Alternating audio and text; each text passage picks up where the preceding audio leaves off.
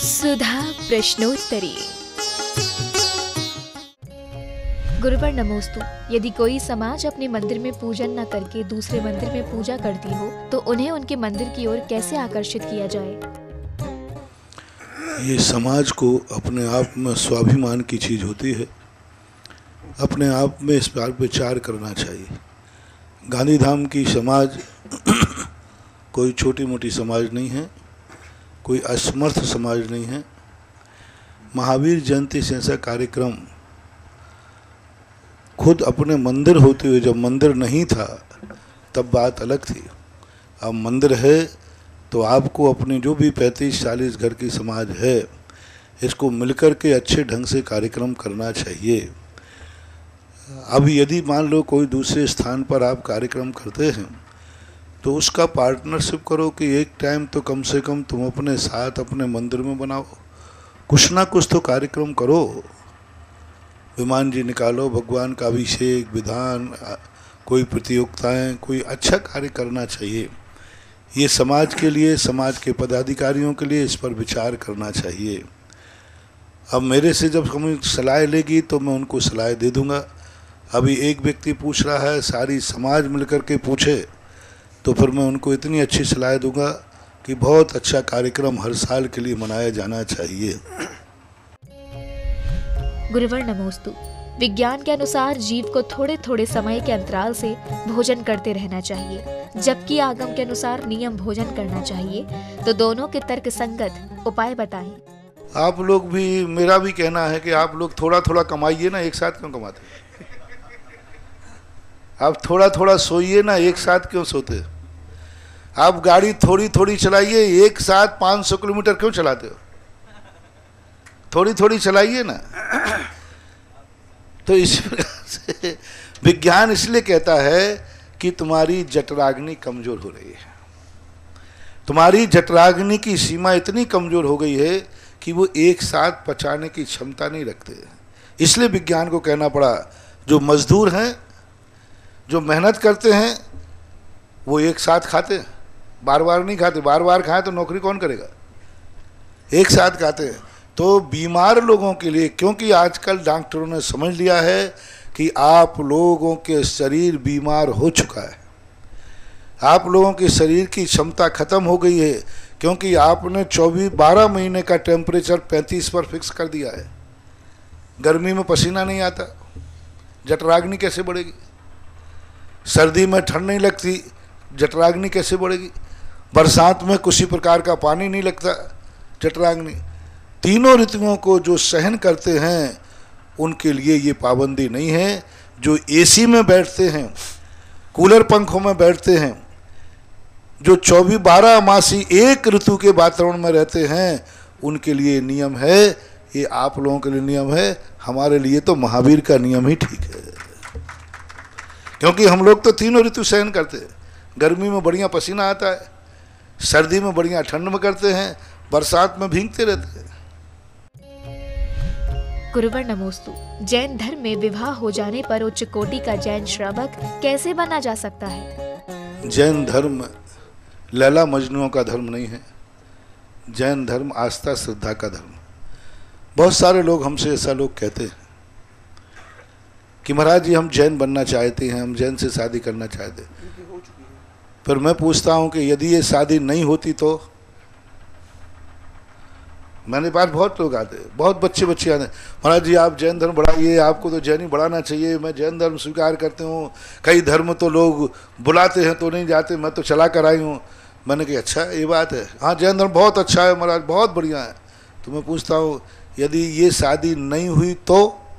बोले फिर काय को मानूंगी। तो इसका अर्थ है कि जैन धर्म लैला मजनुओं की शादियां कराने के लिए है। आज यदि तुम्हारी ये शादी नहीं होती तो क्या जैन धर्म मान लेते? प्रश्न ये है। और कल के दिन ये शादी टूट गई तो क्या जैन धर्म मान के रखोगी कि कल फिर अजैन से किसी से शादी कर लोगी? इसकी बहुत बड़ी लंबी चौड़ी विधि है।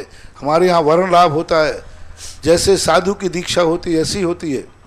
कल के दिन अदरवाइज तुम्हारी कोई शादी ये तलाक छूट गई या मरण को प्राप्त कुछ हो गए तो फिर किसमें शादी करने के द्वारा मन बनाओगे? फिर दूसरे धर्म में जाना, फिर वहाँ का धर्म मानना। ये कोई हंसी खेल नहीं, सजार की सब्जी मंडी नहीं है, ये आत्मा की श्रद्धा की चीज़ है, जिसको एक बार ग्रहण करने के बाद चाहे शादी होवे या ना होवे, चाहे शादी टूटे या नहीं टूटे, जन्म जन्मांतरों के लिए भी मेरा यही धर्म था, यही है और यही रहेगा, ऐसी जो श्रद्धा होती है, नैमित्तिक धर्म नहीं। एक जैन कुल में आ गए तो जैन धर्म, और यदि कोई और दूसरे धर्म में चली जाती तो कौन सा धर्म मानते, वो धर्म मान लेते। तो ऐसा धर्म नहीं है, आत्मा की पर्याय है ये, कुल और जाति की पर्याय नहीं है। इसके लिए श्रद्धा समर्पण, इन प्रसंगों को मैं कभी सार्वजनिक ज़्यादा लेता नहीं हूँ। ये प्रसंग जो हैं बहुत संवेदनशील हैं, विचारणीय हैं, इनको सहज रूप से कोई मार्ग नहीं बनाया जा सकता। हमारे यहाँ वर्ण लाभ धर्म लाभ की कहानी है, लेकिन उसकी विधि इतनी कठिन है कि जिस दिन सुनोगे उस दिन पसीना आ जाएगा। जिस दिन तुम जैन बनना चाहते हो तो हम जैन धर्म के अनुसार तुम्हें बता देंगे कि जैनी कौन बन सकता है। क्या इतना त्याग, इतना मोह माया जाल त्याग कर सकोगे? हमने कई लोगों को जैन दीक्षा दी है, लेकिन उसकी एक विधि है, बहुत बड़ी दीक्षा होती है। तो वो त्याग ऊपर ऊपर से ऐसा मत करो। आप अपने विधि को आप जाने, धर्म को और समाज को आप भावनात्मक धर्म कीजिए। दो धर्म होते हैं, एक अनुष्ठानात्मक, एक भावनात्मक। भावनात्मक धर्म चंडाल भी कर सकता है, चंडाल पंचम गुण स्थानवर्ती हो सकता है, लेकिन हार नहीं दे सकता। चंडाल सम्यक दृष्टि होता है, देवता जय जयकार कर सकते हैं, लेकिन भगवान का अभिषेक नहीं कर सकता, अनुष्ठान नहीं कर सकता। सम्यक दृष्टि हो गया। एक त्रियंच पंचम गुण स्थानवर्ती हो सकता है, लेकिन वही मालूम है भगवान ने बैलेट कर दिया कि पंचम गुण स्थानवर्ती है, लेकिन वो चौके में नहीं आ सकता। पंचम गुण स्थानवर्ती है, भगवान बोल रहे हैं, भगवान ने ये कहा है कि पंचम गुण स्थानवर्ती भी त्रियंच है, चौके में नहीं आ सकता। भावनात्मक धर्म है। जितने भी चांडालों ने धर्म प्राप्त किया, धीवर ने धर्म प्राप्त किया, लेकिन आज तक किसी आगम में ये नहीं लिखा कि इन लोगों ने किसी महाराज को हार दिया। देखो चांडाल की कहानी में देवताओं से जय जयकार करा दिए, कमल पर बैछाल दिया, कमल पर। जो मुनिराजों को भी कमल नहीं मिला, चांडाल को कमल मिल गया, जय जयकार कराई गई। लेकिन इतना होने के बावजूद भी किसी चांडाल से मुनिराज को हार नहीं दिलवाया गया आगम में, किसी भगवान का अभिषेक नहीं कराया गया आगम में, किसी विधान में शामिल नहीं किया गया आगम में, कोई मूर्ति नहीं बैठाल दी, कोई मंदिर नहीं बना दिया। कुछ सीमाएं हैं। ऐसे लोगों के लिए भावनात्मक धर्म, श्रद्धात्मक धर्म स्वीकार करना चाहिए। क्रियात्मक अनुष्ठात्मक धर्म करके समाज की और जो व्यवस्थाएं हैं उन व्यवस्थाओं में दखल नहीं डालना चाहिए। यही तुम्हारे लिए पुण्यदायी है। यदि आप समाज की व्यवस्थाओं में दखल डालते हैं तो अनुशासनहीनता पर पुण्य नहीं पाप ही लगेगा। आपको अपनी भूल का एहसास होना चाहिए और आपको भावनात्मक धर्म करके और समाज की व्यवस्थाओं को बरकरार रखने का पुण्य आपको लेना चाहिए। गुरुवर नमोस्तु। जैन धर्म में अभिषेक और पूजन के अलावा ऐसा कौन सा कार्य है जिससे हम जैन कुल में स्वयं को स्थापित कर सकें? किसी व्यक्ति ने कहा कि महाराज जी क्लास में 6 पेपर हैं, अकाउंट का भी है, गणित का भी है, इंग्लिश का भी है। गणित और अकाउंट का पेपर ना देकर ऐसा कौन सा पेपर है जिसको देने से मैं पास हो जाऊंगा? मैं क्या बता दूं? महाराज 2 पेपर नहीं, बस 2 के अलावा आप 2 और दिलवा दीजिए। अब 6 पेपरों में अकाउंट भी है, मैथड भी है। और उसने कहा कि महाराज ये 2 पेपर छोड़ करके बाकी कौन से पेपर दूं जिससे मैं पास हो जाऊं? मैं आप लोगों से पूछता हूं, भैया क्या सलाह दूं उसको? है कोई रास्ता नहीं ना? बस ऐसे प्रकार के अभिषेक और पूजन छोड़कर कौन सा करूं जिससे जैनत्व तो समाप्त रहे? सवाल ही नहीं उठता, फेल होना निश्चित है। 2 पेपर थोड़े कठिन हैं, इन 2 को छोड़ दो महाराज, कोई और बता दो, कोई अल्टरनेट नहीं। 6 हैं तो 6 ही करना है।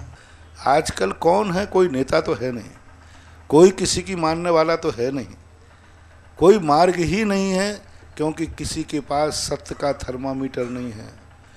आज व्यक्ति सत्य नहीं देखता है, ये देखता है कि मेरा सम्मान कहाँ है, मेरा पंथ कहाँ है, मेरी गोट कहाँ है, मेरे लिए उच्चासन कहाँ है। बस इसके अलावा कुछ नहीं है। मेरी पार्टी कौन है इससे मतलब है, सत्य कहाँ है इससे कोई लेना देना नहीं है।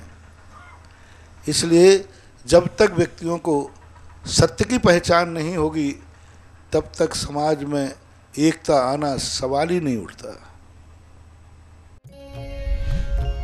गुरुवर नमोस्तु।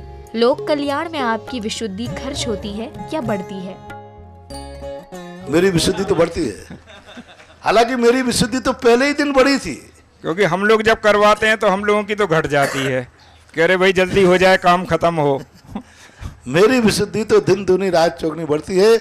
मेरी विशुद्धि तो प्रथम दृष्टि में इतनी आ गई थी, जब मेरी पहली दृष्टि भगवान पर पड़ी उसी दिन में मात ऐसा कह के लगा, ओह अभाग अलौकिक। मैंने उसी दिन कह दिया। मैं मालूम है मैं सांगानेर भगवान का बहुत प्रशंसक हूँ, चांदखेड़ी का, गोलाकोट का बहुत जाने, लेकिन मैंने कह दिया तुरंत, सारे भगवानों से कह दिया, भगवान जो इनमें है वो आप में भी नहीं। अभी तो मैं जो इनमें है उनकी एनर्जी कम नहीं कर रहा हूँ, उनमें तो जितनी थी वो है ही, लेकिन उनमें इससे ज़्यादा अनंत गुनी है। इसलिए दूसरी बात, सद निमित्त की पहचान होती है। हमें खुद निर्णय करना पड़ता है कि मेरा गुरु कैसा हो, मेरा भगवान कैसा हो। और हमें जब हमें मालूम नहीं रहता है तो हमें अपने गार्जियन से पूछना पड़ता है। जब हमारा गार्जियन बुद्धू होता है तो हमें शास्त्री हमारी माँ है। पूज्यवर समंतभद्र महाराज ने कहा, सच्चे निमित्त को तुम नहीं जानते हो तो जिनवाणी माँ से पूछो, माँ सच्चा देव कौन है, सच्चा गुरु कौन है, वो माँ बताएगी। अब सच्चा गुरु माँ ने बता दिया कि सच्चा देव वो है जो 18,200 से रहे थे, बस उसके बाद देखने लग जाओ। सच्चा गुरु वो है जो 28 मूल गुणों का पालन कर रहा है, उसको देखने लग जाओ। भगवान भक्तांबर में मानतुंग आचार्य महाराज ने कह दिया कि गंधोदक पर से विश्वास करो, सच्चा औषधि वो है। तो हमें जिनवाणी माँ से सच्चे निमित्त की पहचान होती है। और कभी कभी शेर आदियों के लिए उनके अंतरंग अनुभव से ऐसा आभास हो जाता है। मैंने तो मुनि सुब्रत नाथ भगवान जिस दिन आए हैं उसी दिन कमेटियों को कह दिया कि आप इतनी तैयारी करो आवास की, क्या 1000 कमरे कम पड़ेंगे। भारत विश्व के हर परेशान व्यक्ति को एक दिन भोग देने ज्ञानोदय तीर्थ क्षेत्र में आना पड़ेगा, आना पड़ेगा, आना पड़ेगा। ये वचन कहीं तुम लिख के रख जाओ, अपने बच्चों के काम आएगा। ये वचन बच्चों को लिख के रख जाओ। एक दिन हर जीवन में कोई समस्या तो आती है, अच्छे बुरे दिन तो सबको आते हैं, कर्म का उदय अनादिकाल से, लेकिन उसका इलाज करने, उसके संबंध में एक बार इस मुनि सुब्रत नाथ के दरवाजे आना पड़ेगा। क्योंकि ये शक्ति ऐसी है। आज मुझे पता चला कि इतना बड़ा ज्ञानोदय की जरूरत क्या थी। जब 1994 में आए तो लोगों ने कहा, महाराज जी इतने बड़े क्या करेंगे, क्या करेंगे, क्या करेंगे इतने बड़े ज्ञानोदय की। तो मैं भी सोचता था डॉक्टर साहब कि बात सही कह रहे हैं, क्या करेंगे, यहाँ कोई गड़ा गेंद की गिल्ली डंडा खेलेंगे क्या, क्या क्रिकेट के मैच होंगे क्या, क्या करेंगे। मैं भी सोचता था, मुझे क्या मालूम कि ये भूमि कह रही है कि मेरे में इतनी ताकत है कि एक दिन ऐसी महाशक्ति आएगी कि ये क्षेत्र भी छोटा पड़ेगा। और जिस दिन से मुनि सुब्रत आए हैं उसी दिन से मैं बार बार ज्ञानोदय को बहुत कहता हूँ, धन्य है ये माटी। आज जरूर मुझे लग रहा है काश 94 में और पैर फैला लेता और जगह। गुरुवर नमोस्तु। धर्म में संतोष को सबसे महत्वपूर्ण तत्व माना है, बल्कि विज्ञान में असंतोष व्यक्ति को महत्वपूर्ण माना है। कृपया समाधान करें। नहीं, उसका वो विज्ञान का जो कहना तुम्हारा है वो उसका अर्थ नहीं समझ पा रहे। उनका अर्थ कहने का है निष्क्रिय मत बनो, निष्क्रिय मत बनो। जैसे अभी मैंने कहा कि तुम्हें 1 रुपये कमाने की क्षमता थी, उन्होंने कहा नहीं मुझे तो संतोष है, कुछ भी नहीं मिले, उसको आलसी कहा है हमारे यहाँ, प्रमादी कहा। मैंने प्रमादी होने की बात नहीं कही। संतोष का अर्थ है नहीं है कि कुछ मत करो, संतोष का अर्थ है कुवत से ज़्यादा मत करो। जैसे अभी प्रश्न किया ना, एक विद्यार्थी 75 नंबर आने पर भी सुसाइड करने जा रहा था और एक व्यक्ति 60 नंबर पर मिठाई बांट रहा था।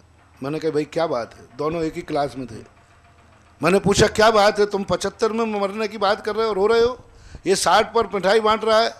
मैंने दोनों को बैठा ला, मैंने कि मामला क्या है। 75 वाले से पूछा कि मैंने तो ये सोचा था कि मेरे 90 नंबर आएंगे। 60 वाले से पूछा, मैंने क्यों, बोले मैंने तो 50 की सोची थी। तो ऐसी स्थिति में विज्ञान जो वहाँ कह रहा है वो ये कह रहा है तुम्हारी क्षमता है तो तुम निष्क्रिय मत बनो। जैन दर्शन भी कहता है यदि तुम्हारी मुनि बनने की क्षमता है तो तुम ये मत करो संतोष। नहीं महाराज जी, अब आपने कह दिया ना, अब मैं संतोष हूँ, घर में ही संतोष है, मंदिर जाने का भाव नहीं है, व्रत लेने का भाव नहीं है। संतोष का अर्थ है, हमारे यहाँ ये भी तो कहा है, शक्ति को छुपाता है। जो शक्ति को छुपाता है वो मिथ्या दृष्टि है। हमारा जम सक्कई तम की रही, जम चढ़ सक्कई च सद्दर्णम। जो शक्ति है उसको मत छुपाओ, उसको छुपाता हो तो जैन दर्शन में उसकी बड़ी निंदा की। इसलिए विज्ञान और जैन दर्शन गलत नहीं कह रहा है। यदि तुम्हारी शक्ति है तो तुम उतना करो, शक्ति से बाहर करने का प्रयास करो तो ना तो विज्ञान कहेगा, जैसे अभी विज्ञान ने कहा थोड़ा थोड़ा खाओ। क्यों खाएं? आपके सिद्धांत के अनुसार तो जम के खाओ। तो थोड़ा थोड़ा खाने का अर्थ है जितना पचता है उतना खाओ, ये नहीं है कि नहीं खाओ। दोनों का अर्थ समझो आप। निष्क्रिय नहीं होना है, लेकिन इतनी इच्छाएं भी नहीं करना है कि हम चलते चलते इतने थक जाएं कि शाम को घर में लौटने लायक भी न रहें। गुरुवर नमोस्तु। प्रतिमाओं के अतिशय का क्या तात्पर्य है? कि मूर्ति का अतिशय होता है, उसको हम जिस रूप में देख रहे हैं वह रूप उसमें विद्यमान होना चाहिए। हम देख रहे हैं कि जैसे मुनि सुब्रत नाथ में साक्षात शक्ति थी, वैसी ही इस मूर्ति में शक्ति है। इसका उदाहरण हमारे पूज्यवर समंतभद्र महाराज ने लिखा कि हे भगवान, आपके नाम में बड़ा अतिशय है। बोले नाम में कैसे अतिशय? मैं तो सिद्धालय में बैठा हूँ। बोले जो काम आपके रहते हुए हो रहे थे वही काम आपके नाम से हो रहे हैं। अद्यापि यस्याजित शासनस्य शतां प्रणेतो प्रतिमंगलार्थम प्रगृह्यते नाम परम पवित्रम सुसिद्धि कामेन जनेन लोके। हे भगवान, आप में अतिशय था कि नहीं मुझे पता नहीं है, मैं था ही नहीं उस समय और याद भी नहीं, लेकिन आपके नाम में अतिशय है। क्योंकि आपका नाम लेता हूँ तो काम ऐसे हो जाते जैसे आपके सामने रहते हुए होते। मूर्ति में अतिशय इसलिए है कि मूर्ति के दर्शन, अभिषेक, पूजन करने से वो काम हो रहे हैं जो साक्षात मुनिसुब्रत नाथ भगवान के रहते हुए हो रहे थे। अंजना ने जब मुनिसुब्रत नाथ भगवान की मूर्ति पूजी तब उन्होंने भी यही कहा कि हे भगवान, मैं कैसे कहूँ ये मूर्ति है, मुझे तो जो काम मेरे हो रहे हैं ऐसे लगता है जैसे आप साक्षात मुनिराज मुनिसुब्रत नाथ भगवान बैठे। तो मूर्ति का सबसे बड़ा अतिशय है कि स्वयं मूर्ति होकर के मूर्तिमान का काम करती है, यही सबसे बड़ा अतिशय होता है। सुधा प्रश्नोत्तरी।